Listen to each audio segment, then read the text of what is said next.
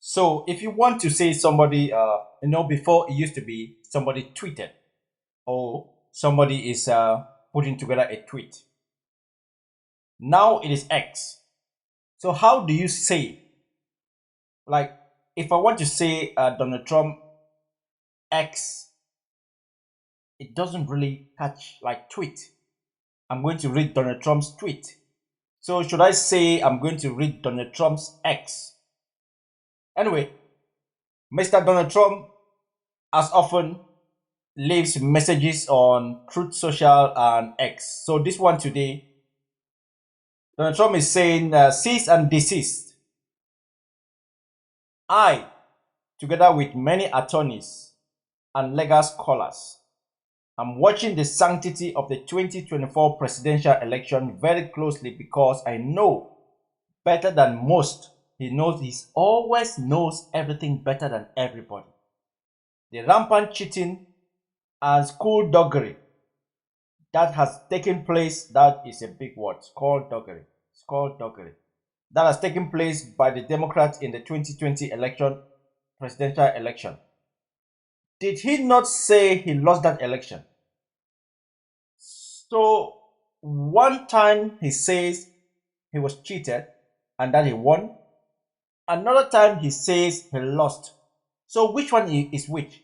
Did he lose or was he cheated?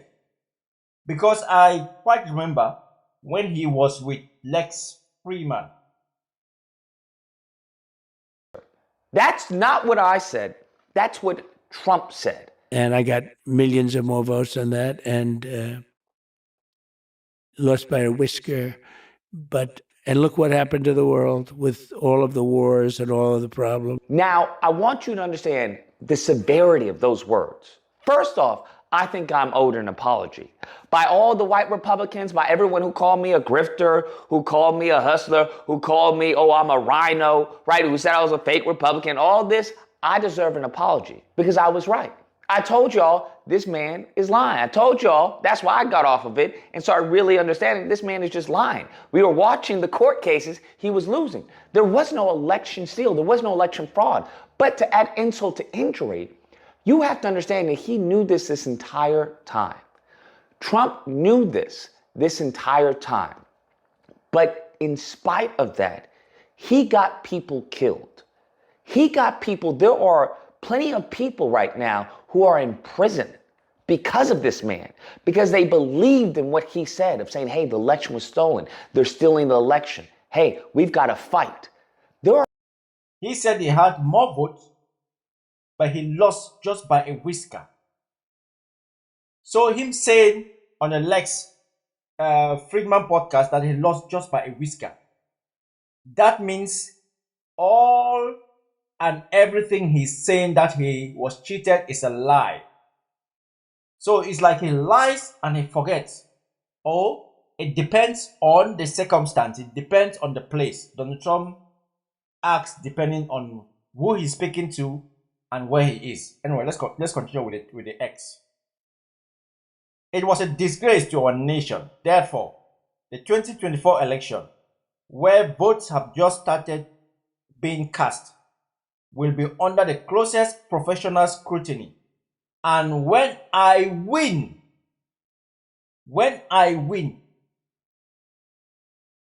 and if I win or when I win, and it's in caps, those people that cheated, how did they cheat? On the Lex Freeman podcast, you said you lost by a whisker. But now you are saying that those people who cheated. So how did they cheat them if you yourself admitted that you lost by a whisker? Will be prosecuted to the fullest extent of the law, which will include long-term prison sentences so that this depravity of justice does not happen again. We cannot let our country further devolve into a third world nation. Why does he like to use caps? Or it's like he wants to make a point. And we won't. Please, Beware that this legal exposure extends to lawyers, political operatives, donors, illegal voters, and corrupt election officials. Oh my God. So Trump is saying that he's going to jail lawyers, political operatives, donors, illegal voters, and corrupt election officials. Those involved in unscrupulous behavior will be sought out, caught, and prosecuted at levels unfortunately never seen before in our country. Most of the things Donald Trump always says, nobody has ever seen before. So he's unfortunately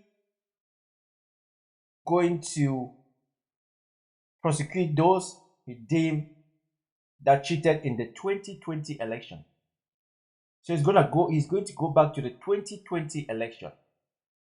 And by the way, we should not forget that Donald Trump went to court 61 times. He took 61 cases to court and won one. And this is attorneys he's talking about. Who are they? Are they any good? Let us find out.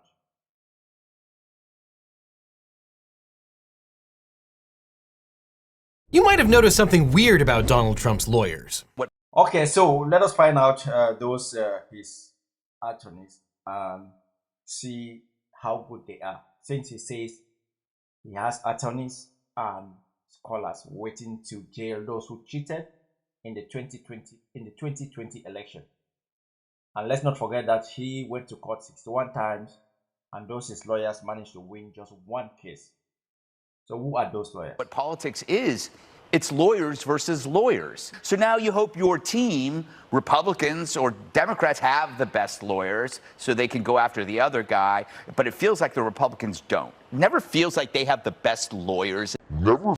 Are you forgetting that Republicans are mostly uneducated dipshits?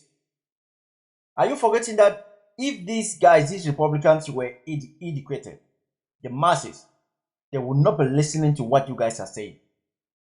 Why is he now thinking like, where are the educated ones? Why do they keep losing cases? Why do they look like fools, like clowns? Donald Trump himself said he loved the uneducated because all they do is they listen to his every word and they do not even use their brains to break it down, to understand, or to do their own research. It feels like they have the best lawyers. Yes, Greg, it's so weird. Okay. Why can't Donald Trump and the Republicans hire good lawyers? Because Republicans are mostly dipshits. They believe more in conspiracies. They do not use their brains. Must be because they can't afford those great corporate lawyers who everyone knows are known for being Democrats.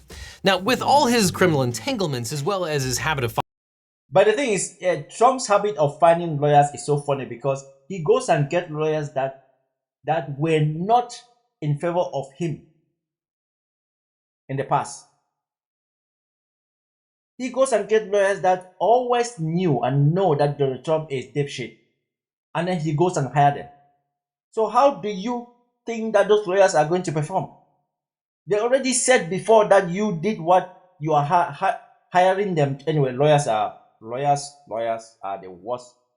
Lawyers, to be honest. filing a mountain of civil lawsuits, Donald Trump employs an army of lawyers. And in fact, his Save America Political Action Committee spent more than $21 million this year on lawyers for Trump and his associates. And 21 million on lawyers. 21 million. boy, is he mad about it. Getting the Trump campaign to spend vast amounts of money on The lunatic left, working closely with crooked Joe Biden and his corrupt DOJ, is not only focusing on election interference, but on getting the Trump campaign to spend vast amounts of money on legal fees, thereby having less to spend on ads showing that crooked Joe is the worst president in the United States history. Is he? Was he? As compared to you. legal fees, thereby having less to spend on ads showing that Crooked Joe is the worst president in United States history. Yeah, but the problem for Trump is he's quite possibly the world's worst client. And so the best lawyers in the country won't go near him. Yeah, he doesn't pay them.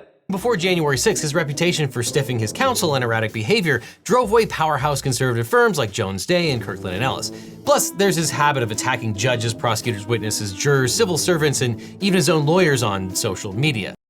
If anyone is looking for a good lawyer, I would strongly suggest that you don't return the service of Michael Cohen. You know why? Just because he did not reward Michael Cohen for the work that Michael Cohen did. So Michael Cohen decided to grass him. Because if somebody does a good work for you, it's fair enough that you even at least reward that person with something. Keep him happy. But after the attack on the Capitol, Trump became completely toxic, to the point that he often has to pay millions of dollars up front to convince competent lawyers to leave their law firms to represent him. Which means that Trump is facing down 4 serious criminal indictments accompanied by a motley crew of attorneys with, varying qualifications. So let's rank them. So we'll start with S tier. There are no S tier lawyers. Donald Trump doesn't hire or. So, okay, so what is S? Is S the top lawyers? Specialty? What is S? S is gone, so we shouldn't even be thinking of S because he has no lawyers that fit S. Can't hire S tier lawyers. There just S-tier. aren't any. No, Sorry. that word. But that takes us to A tier. Yes, somewhere near the top of the Trump legal mountain, or I guess legal foothill, sits New York attorney Todd Blanche, a former federal prosecutor and white-collar criminal defense attorney in New York. Blanche left the law firm of Cadwalader, Wickersham, and Taft in April and now represents Trump in the New York State case, the Florida documents case, and the election interference case in. By the way, people, if you're watching my videos, I know the videos are not the best ones. Just it's all about entertainment reaction. Just try like, subscribe, and give me that thumbs up. Did I say like? Okay, like is a thumbs up. Subscribe, and if you can, just click that notification bell so when I drop any reaction video, you'll be able to see that as quick as possible. I'm also a personal trainer. That's, and as you can see, I've got some guns. If you need help, send me a message and I'll get back to you and we can work together. I assure you that if you want to lose weight, if you want to build muscles, if you just want to feel good, dress well, I can be of help to you. Drop me a message, comment D1W1, so D1W1, and I can get you to a good place. I can make you look better than you were yesterday. So don't forget D1W1 in the comment section below and I'll get back to you. So let's go back to Donald Trump. In DC. And if you're looking for a cheat to decode Trump's lawyers, here it is. The more time they spend in TV studios running their mouths, the less serious they are about their day jobs. And Todd Blanche is never on television, and neither is Susan Necheles, a highly respected criminal defense lawyer in New York. Necheles represents Trump in the New York prosecution. Also, he's got 2 A-tier lawyers. And what he said, what he just said is absolutely true. These 2 lawyers I've never seen that lady on television, on Fox News. Never. Because they are serious lawyers. All those ones who are on Fox News day in, day out are just going there for the money. They are not serious. They are going there for publicity and not for the job at hand. These 2 are the ones doing the work. And they don't even have time to go on Fox News and spew nonsense. Because once you go on Fox News, you go on Fox News only to spew nonsense and to talk about conspiracies and to just make Trump happy and make sure that the MAGA base buys whatever you're selling. But if you're a serious lawyer, it's hard for you to go on Fox News and spew conspiracies because you know that that is not going to help your client in court. As well as the E. Jean Carroll civil defamation suits. Also, A tier is Chris Kise, Florida's former Solicitor General, who is also pretty camera shy. In August of 2022, Trump's Save America PAC paid Kise. Oh yes, Chris Kise. I think he has been relieved of his. He's not longer working with Trump's legal team. But before Trump even retained him, he asked for $3 million to cover his expenses. He asked for $3 million cash first. That is a serious lawyer. $3 million to leave the nationally recognized firm of Foley and Lardner. Oh, so it was $3 million for him to leave his firm. Okay, I get that. Now, at the time, Trump was trying to fend off the documents investigation, but after advising the former president to simply give back everything he swiped and make a deal to avoid prosecution, Kise was banished to work on the New York civil case against Trump and the Trump Organization for submitting false financial info to banks and insurance companies. Because what better use of an expert in Florida law who knows every judge in the Sunshine State than to ship him off to New York, right? But now Kise is back on the documents case since Trump couldn't find anyone else who was both admitted to practice law in the Southern District of Florida and willing to be associated with the MAGA world. And then rounding out A tier, we have Steve Sadow, a criminal defense lawyer in Atlanta with a lot of experience representing celebrity clients and battling Georgia's expansive RICO law. But on the eve of his surrender to law enforcement, Trump swapped Sadow in for self-proclaimed billion-dollar lawyer Drew Findling, who spent the last 6 months trying and failing to head off the Georgia indictment. I think this guy is the lawyer who was on Chris Brown's team and a few other celebrities. I think this guy, he looks like him. But now let's skip to B tier, and man, it is all downhill from here. First up, we have John Lauro, the Tampa-based attorney leading the defense in Trump's DC prosecution. He spent a lot of time on TV and managed to hit each of the 5 Sunday talk shows on August 6th after the DC indictment dropped. Lauro made a series of wild claims as he hopped from camera to camera, and he told Chuck Todd that, quote, "A technical violation of the Constitution is not a violation of criminal law." He promised George Stephanopoulos that Mike Pence will be one of our best witnesses at trial. And on CBS, he vowed to ask the court to move the trial out of DC to West Virginia for diversity. And here's Dana Bash's face when Lauro described the peaceful transition of power in 2021. There was a peaceful transition of power. So that's how the constitutional works.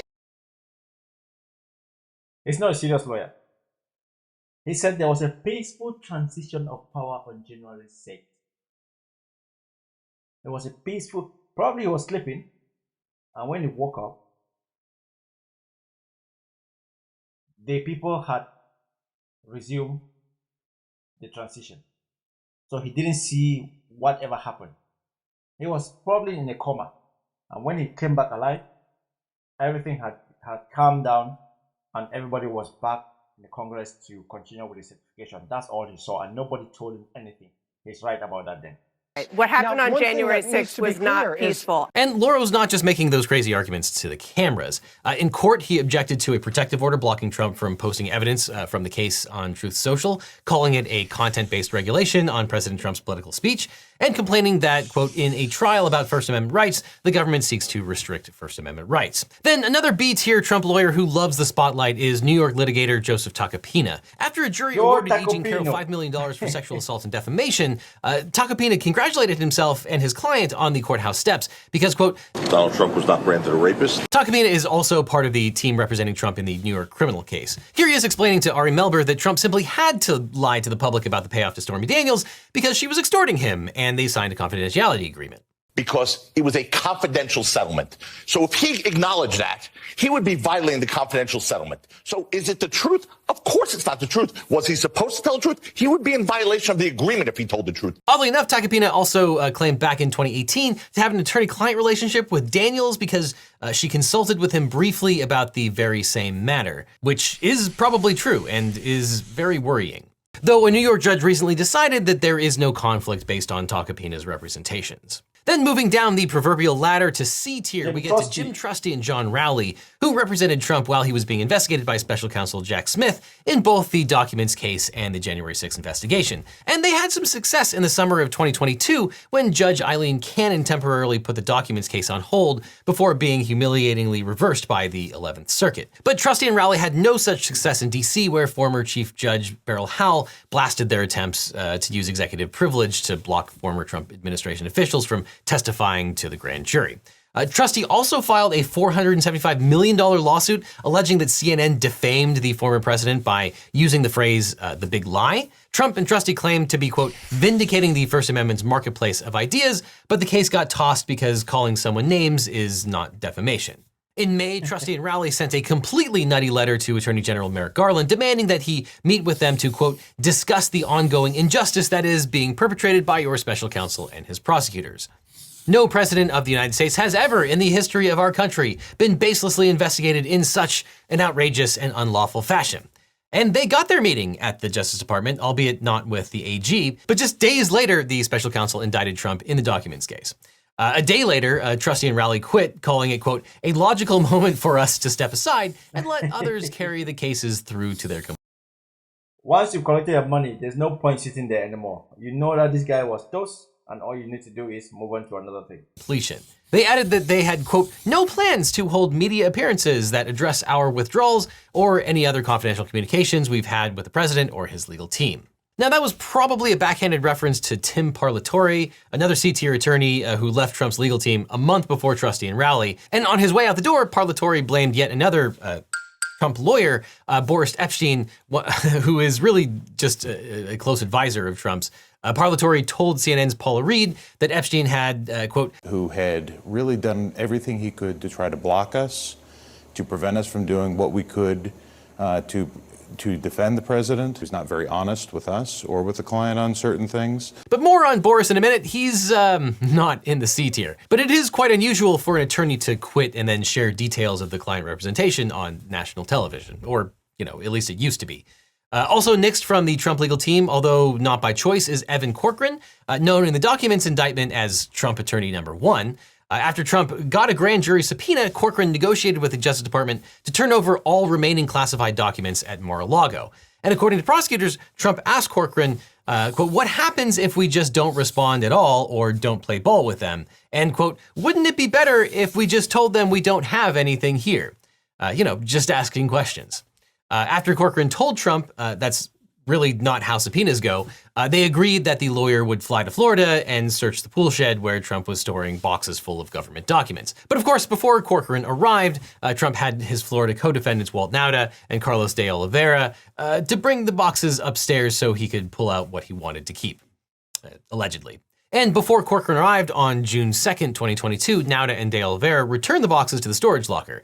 Corcoran searched the boxes and found 38 documents with classified markers, which he returned to the FBI on June 3rd, along with a certification promising that no more remained on the property. But while Corcoran prepared that certification, it was actually attorney Christina Bobb who signed it, which is why Corcoran is in the C tier and Bobb is a little bit further down. But of course that certification was false, as the FBI discovered 2 months later when it turned up with a warrant and discovered more than 100 additional classified documents on the premises, some of them containing sensitive military secrets. But Trump's lies put Corcoran in a position where no lawyer wants to be. Judge Howell ruled that Trump had lied to his counsel, enlisting him in a criminal scheme, and so the crime fraud exception could be used to pierce the attorney-client privilege. Corcoran was forced to testify to the grand jury and hand over his notes, including a lengthy voice memo he dictated to himself describing the entire episode. This formed the basis of several counts of the document's indictment, including conspiracy to obstruct justice, withholding a document or record, concealing a document in a federal investigation, and making false statements. It also turned Corcoran into a witness against his own client, after which he was forced to withdraw the representation.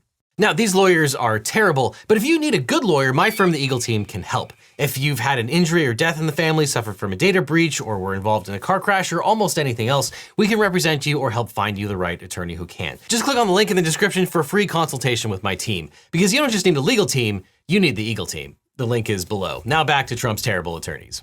And that leaves just one more Trump lawyer earning a berth into the coveted C tier. Jesse Bennell came into Trump's orbit during the election, and he handles much of the appellate work where Trump has to make bad arguments with a straight face. In 2020, Bennell sued Nevada, falsely claiming that Trump won the state. He represented Trump in his effort to block the National Archives from releasing his presidential records to the January 6th committee. And he's currently representing Trump in an appeal of a doomed RICO lawsuit that he filed against Hillary Clinton in Florida. And after prosecutors started pointing out in their briefing that Lauro seemed to be spending all of his time on TV talking about the case, Team Trump dispatched Bennell in his stead to explain to CNN how Mike Pence was going to be a star witness for Team Trump. But if it ever does make it to trial, Mike Pence is going to be a star witness for Donald Trump. Okay, and now we're just jumping right into the legal chasm that is F tier. Or as Trump campaign chief Jason Miller referred to it, the Star Wars bar.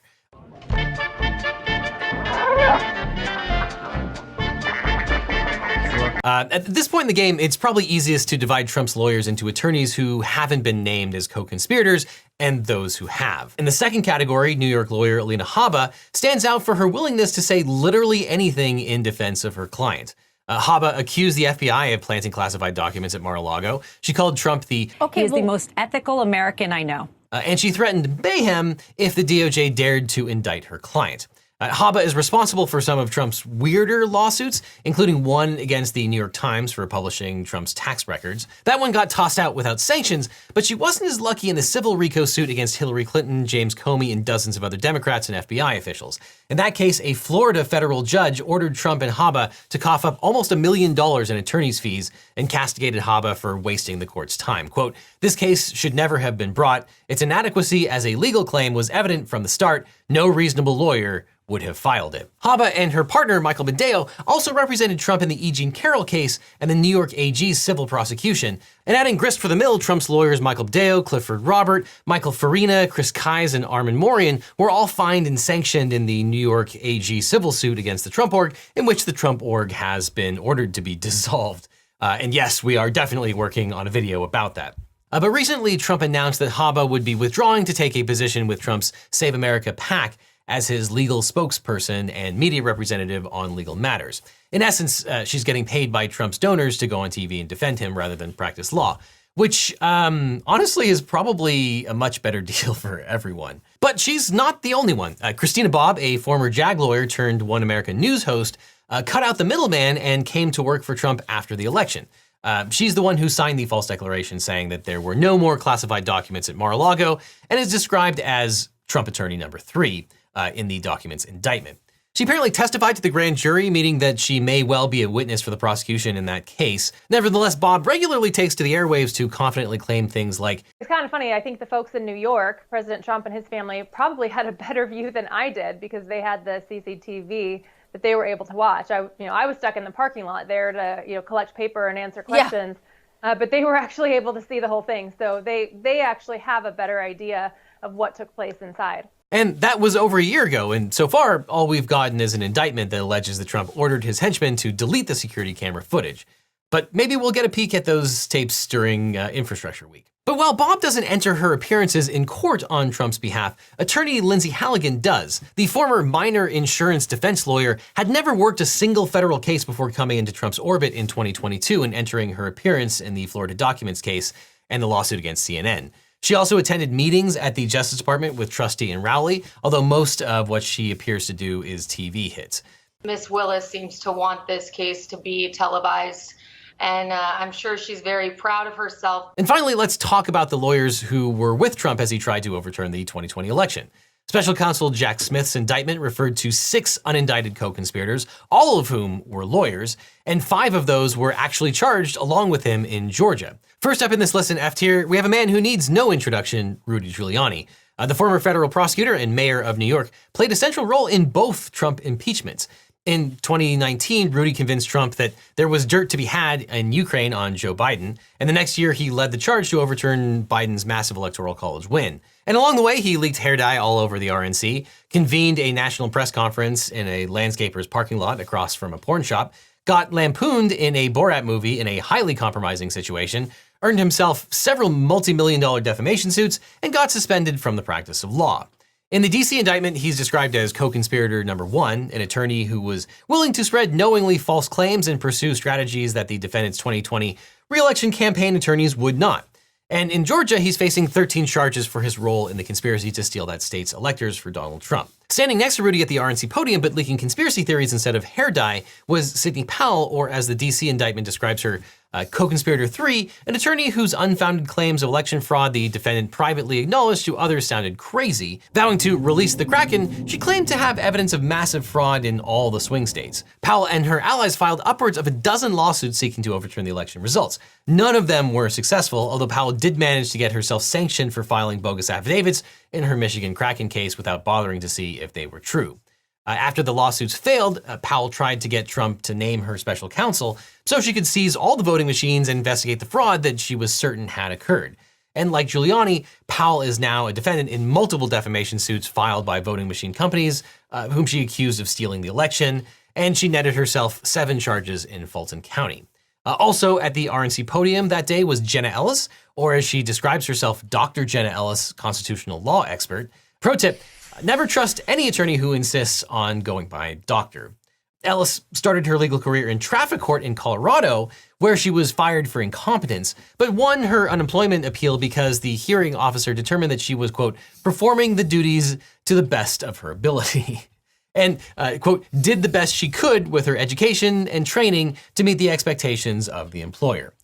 She then refashioned herself as a constitutional law professor, teaching pre-law to undergrads at a Christian college in Colorado and self-publishing a book decrying the Supreme Court's legalization of gay marriage. After stints at religious advocacy groups, she landed in the former president's orbit, branding herself a member of the elite strike force that was going to keep Trump in the White House.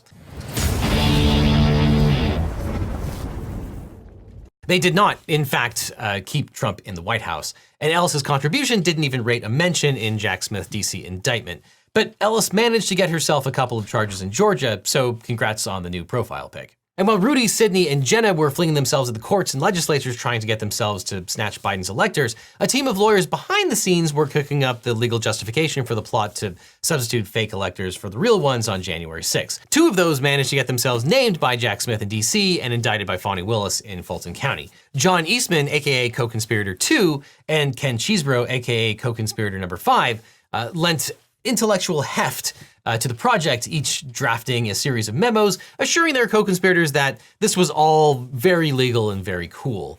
In fact, Chesebro explicitly stated that a crucial prong of his plan was, quote, messaging that presents this as a routine measure that is necessary to ensure that in the event the courts or state legislatures were to later conclude that Trump actually won the state, the correct electoral slate can be counted in Congress in January. But not a single swing state was flipped by a court or state legislature, so by January, Eastman and Chesebro had decided on a new plan. They wanted Vice President Pence to unilaterally reject electoral votes, throwing the elections for Trump. Both men privately acknowledged that the Supreme Court was unlikely to accept their reasoning, but pressed ahead anyway in the hopes that Pence would cave to the mob and toss out the votes of millions of Americans.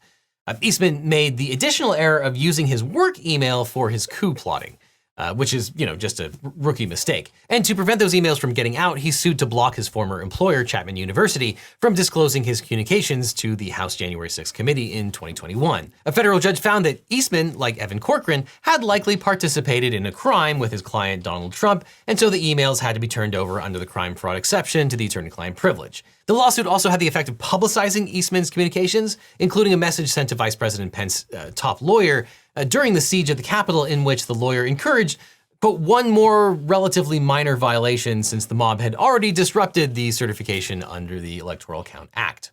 Eastman was charged with 9 counts in Georgia, while Chesebro netted 7 charges. Eastman is also facing disbarment proceedings, as is Rudy Giuliani, as well as another entrant into F-tier, former DOJ environmental lawyer Jeff Clark, aka co-conspirator 4, a Justice Department official who worked on civil matters and who, with the defendant, attempted to use the Justice Department to open sham election crime investigations and influence state legislatures with knowingly false claims of election fraud. Clark also tried to persuade acting Attorney General Jeffrey Rosen to send a proof of concept letter to the swing state legislatures, encouraging them to reconvene and steal Biden's electoral votes based on FBI investigations of major election fraud. But those investigations did not exist, and Rosen refused to send the letter. The confrontation resulted in an Oval Office showdown on January 3rd, 2021, where the entire senior leadership of the Justice Department, as well as Trump's White House counsel, threatened to quit if Trump put Clark in charge of the DOJ. In September of 2022, the FBI seized Clark's phone, and now he's facing a couple of charges in Georgia. On the plus side, according to Rolling Stone, he's on the short list to be Attorney General in a second Trump White House. And then last we have Trump's in-house counsel, Boris Epshteyn, aka Season 7 Michael Cohen, aka co-conspirator 6, a political consultant who helped implement a plan to submit fraudulent slates of presidential electors to obstruct the certification proceeding, allegedly.